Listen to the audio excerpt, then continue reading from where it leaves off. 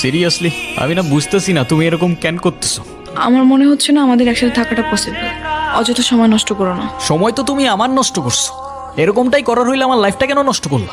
নাকি হুট করে এখন বেটার কাউকে পেয়ে গেছো? তোমার যা ভাবার তুমি তাই ভাবতে পারো, আমার কোনো প্রবলেম নেই। আরে প্রবলেম তোমার থাকবে কেন? প্রবলেম তো তোমার ক্যারেক্টারে। বাবা, আমরা তোমাকে কিছু জানাতে পারিনি।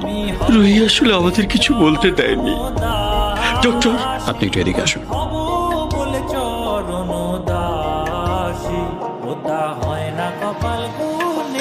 দেড় বছর হয়ে গেছে। কিসের? প্রতিদিন তোমার এখান থেকে ভার্সিটিতে নিয়ে যাই, আবার এনে ড্রপ করি। হ্যাঁ তো। আমি কি রাইড শেয়ার করি? না তাইলে তেলের টাকা তুমি দাও। না, কেন লাগবে? দিব। মারবো একটা। আচ্ছা তোমার কি আমার ইফোর্টস গুলো চোখে পড়ে না নাকি? আমাকে প্রপোজ করতেছো? ইয়েস।